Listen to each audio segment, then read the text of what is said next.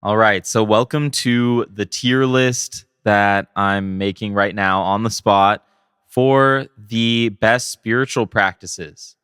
And these are just my opinion. I'm not saying that this is the end all be all list of what's better or worse than another thing. If you don't know, S tier is like the best. That's the top. So S tier is like a spiritual practice that you would probably want to use at least like a couple times per week. Let's get into it. So let's start with breath work. So breath work is my cup of tea. It's not everybody's cup of tea. So breath work, for some people, they hate it. And for people that love it, they also kind of hate it. And that's the thing about breath work is you never are really just like, not never, but you're almost never super stoked to go do breath work. It's almost like something where you know you're going to face off with some feelings and some discomfort that you don't really want to face off with. But it's my number one favorite spiritual practice. So breathwork gets S tier. Breathwork is S tier. And I'm going to give you some reasons why. Breathwork is S tier because you can do breathwork anywhere. I guess you might look a little bit crazy, but as long as you're not driving a vehicle or in water, you can do breathwork. It's really easy to do breathwork too. You can learn in 10 minutes. You learn in 2 minutes, really, realistically, and then you can do your first practice round for like 10 minutes. It's something that anybody can do because you literally breathe all the time, and it's just about adapting your breathing into a different style. It can activate higher states of consciousness. It can activate DMT to release within your brain. So I'm going to just pick random ones and just kind of go with it. So let's do rituals. So rituals is an interesting one. And rituals is something that a lot of people, it kind of might take you off guard and you might feel uncomfortable thinking about it. Or you might be a person that totally understands it. I don't mean like crazy dark rituals. There's a reason why dark or satanic rituals are called satanic or dark rituals. It's because not all rituals are like that. A ritual is really just something you do on a regular basis in a certain way, and you do it that way for a certain reason. It's a really vague term, but what I mean by rituals are basically times where you set aside time to go through a process. Maybe it's an ancient ritual, maybe it's an ancestral ritual from your ancestry, maybe it's something you learned somewhere. But when you go through this ritual, you end up experiencing an energy shift and maybe you set intentions. A lot of people do full moon rituals. So I'm going to give rituals a C ranking. I've been to plenty of rituals in just, lighthearted, energy cord cutting rituals or full moon rituals, things like that.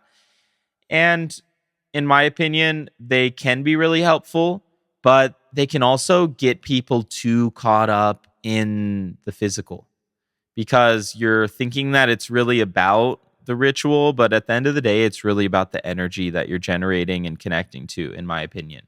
So Kundalini yoga, and I'm also going to consider Kundalini energy work. So when people do energy work and people are like twisting in their spine and just activating the Kundalini in general, this is something that I'm pretty familiar with. I'm not familiar with exact Kundalini practices, but I had a deep Kundalini awakening. And you can check out one of my other YouTube videos if you'd like, where you can see a lot more about that. I went through it in 2016.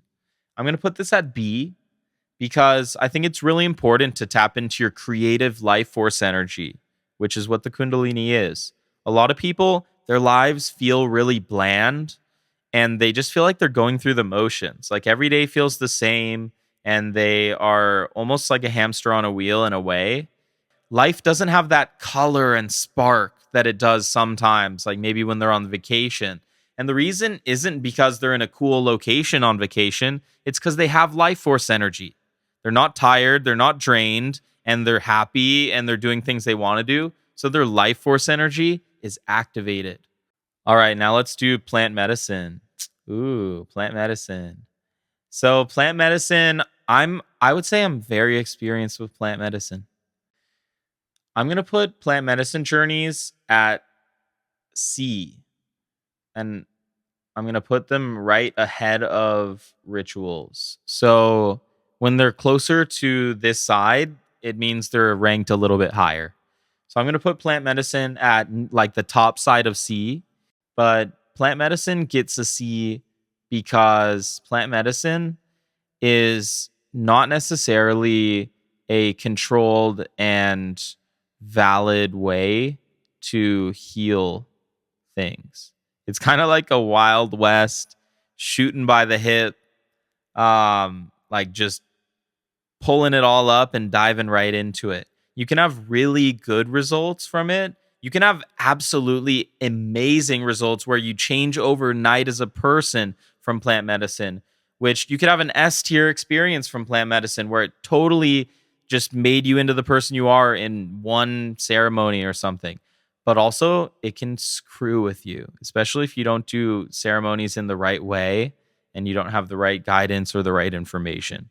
Let's do crystal healing. So, crystal healing, I love crystals. I have so many crystals. I have like 5 crystals that I can see right now in my house. But crystal healing gets D because, in terms of like an actual effective spiritual healing method, it's not really up there. Like you can definitely move energy with it, and I like to definitely keep the energy of my house nice with some good crystals. But at the end of the day, it's just energy work. But for me, I'm going to put it at a D, even though I love crystals and I own a lot of crystals and I'm going to continue to buy crystals. And I sometimes use them to do crystal healing stuff on myself. I'm not going to never do a crystal healing. It's just, it's not really going to rank on the list of really effective ways of spiritual healing. Body scan. Let's do a body scan.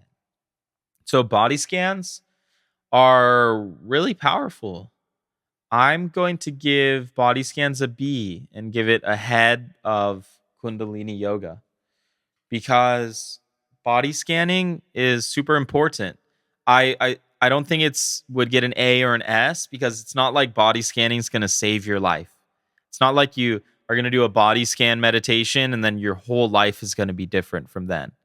Unless you're completely unconscious of your body, I guess. But in general, body scans are very helpful. They help energy flow. It's very good to just tune into your body and kind of scan through it on a regular basis.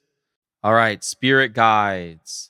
So, spirit guides are going to get a B right behind body scanning. That's what I'm going to do. Because spirit guides, and by spirit guides, I mean connecting with your spirit guides, talking with your spirit guides, trying to get guidance from your spirit guides.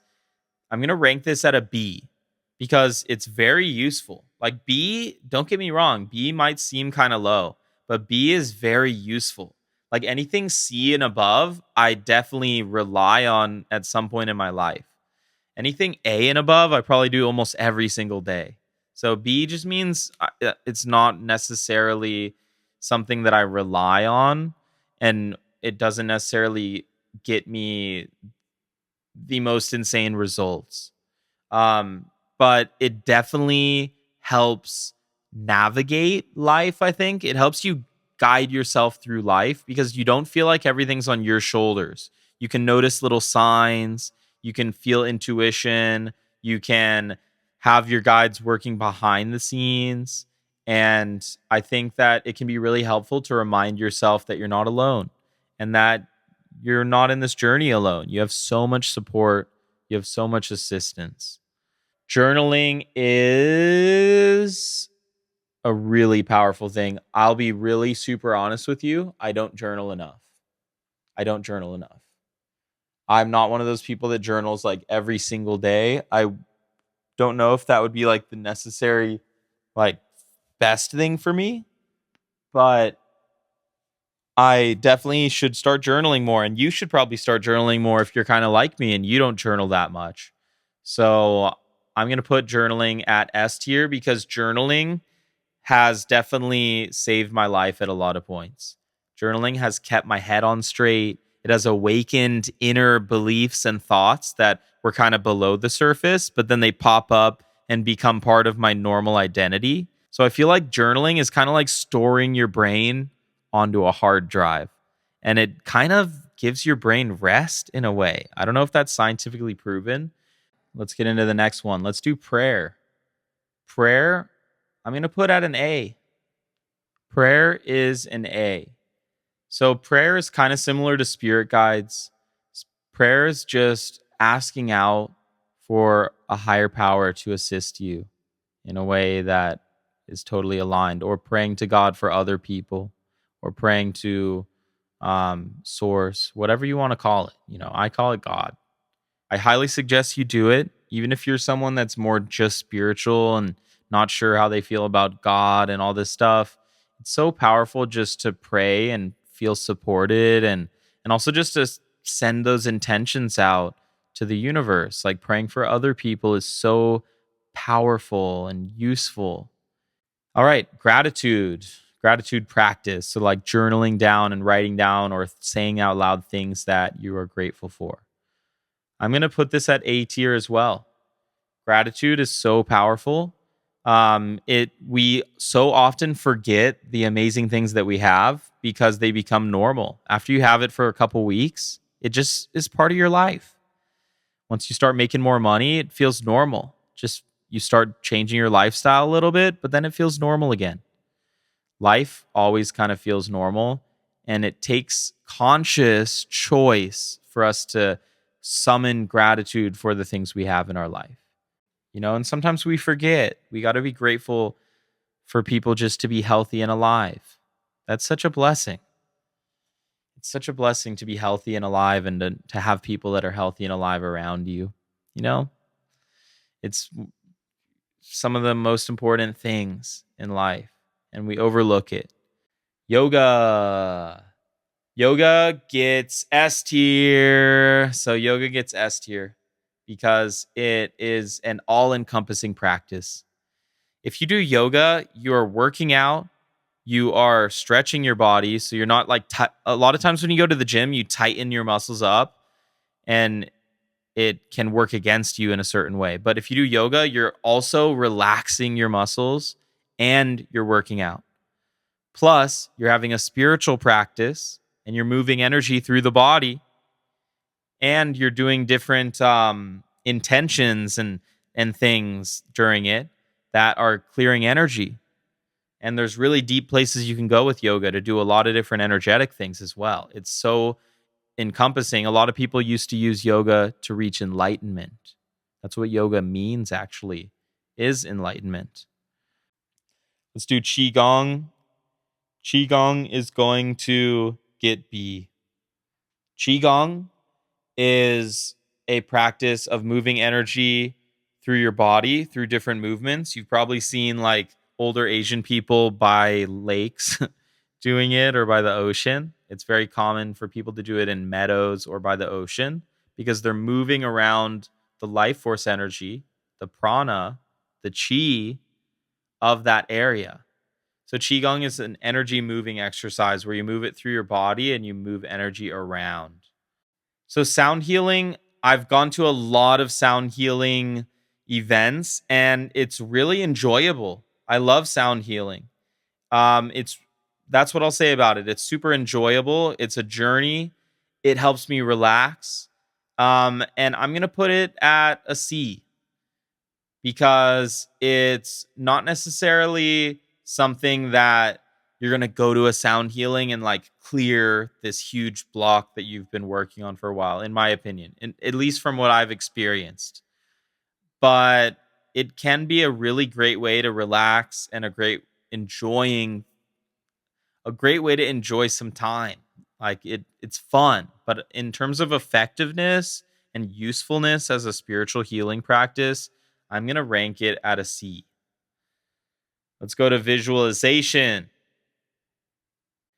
Visualization is really powerful for manifestation, and definitely it's important to visualize your future life and to really see things clearly. But in terms of a spiritual healing and transformational technique, I am going to rank it as a C, and it'll go at, let's put rituals ahead of sound healing. Let's go like that. So visualization's kind of at the lower end of C.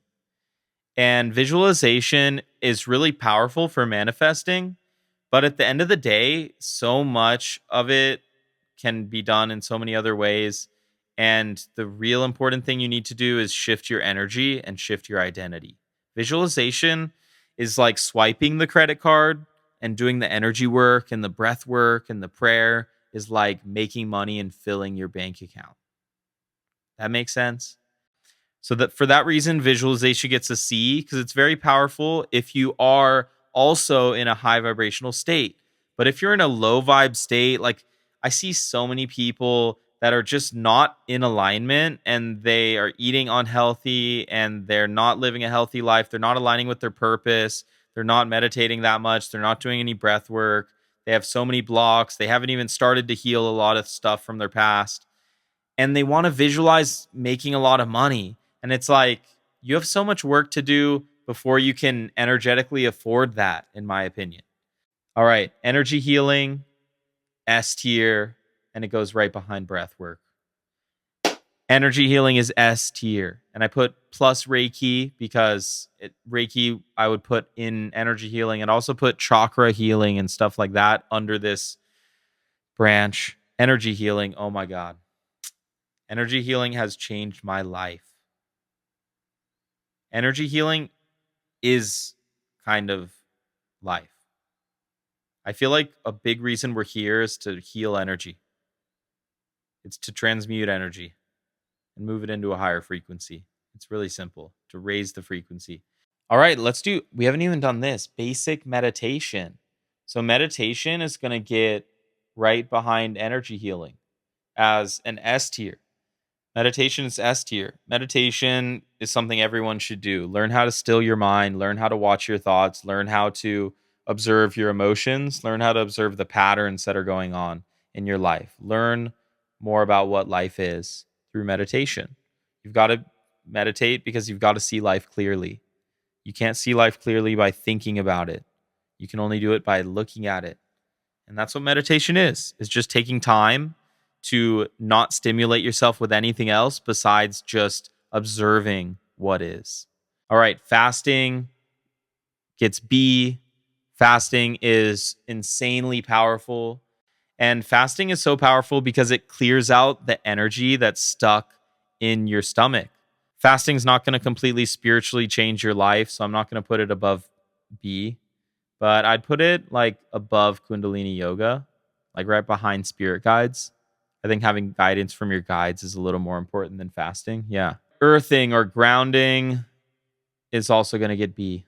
And we're going to put it right behind fast. Well, let's put it right behind Qigong. I think it's like important over the long term to just get exposure to nature and to have your feet in the ground. But I don't necessarily think it's an A or an S tier thing. Mantra chanting gets a B. Mantra chanting, it's a B. We'll put it above. Let's put it behind Qigong.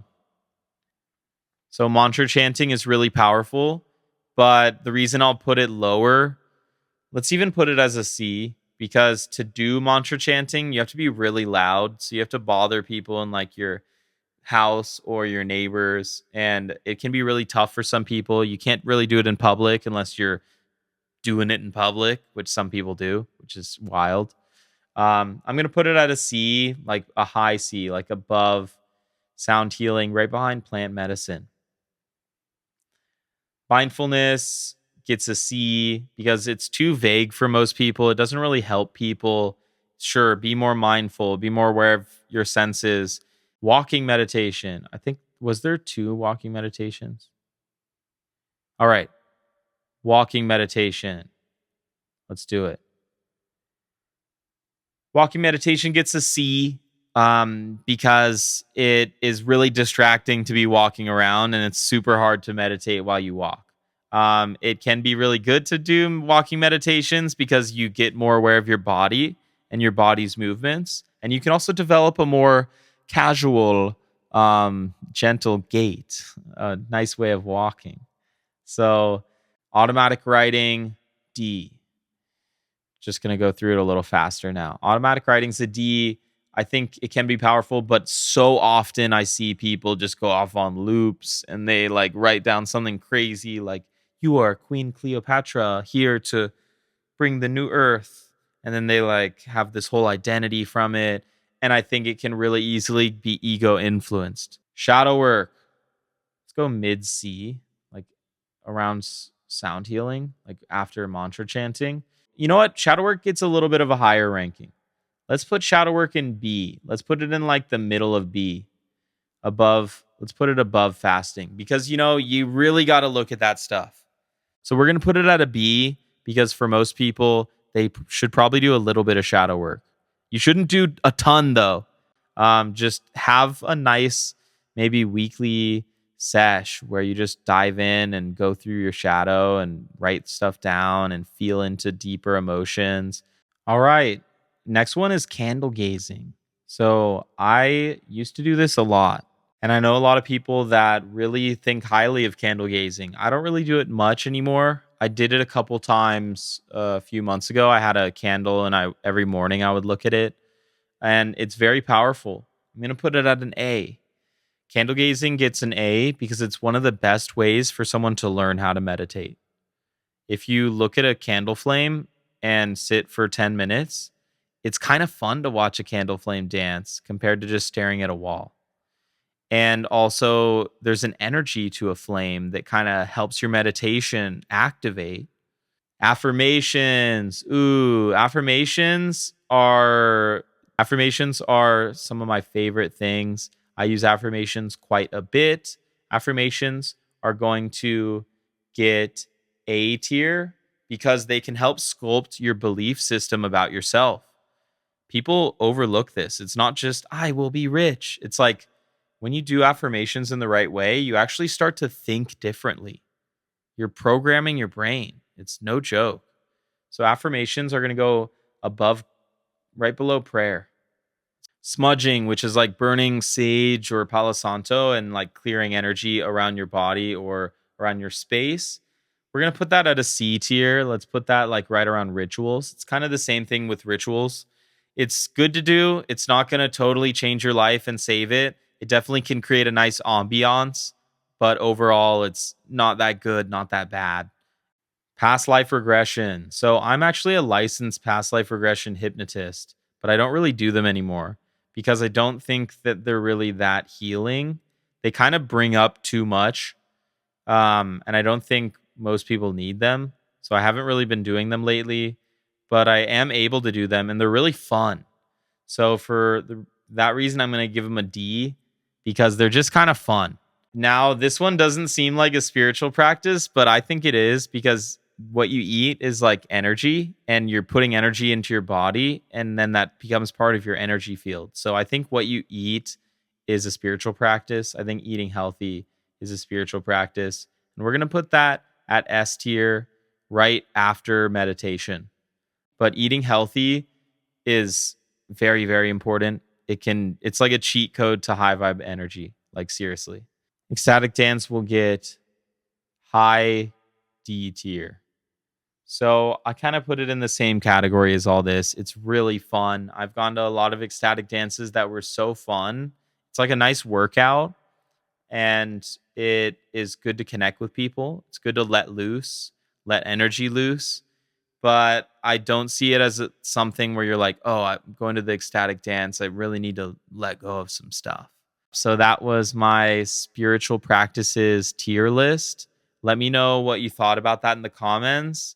And let me know what other types of spiritual or self improvement tier lists I should build because I think tier lists are fun.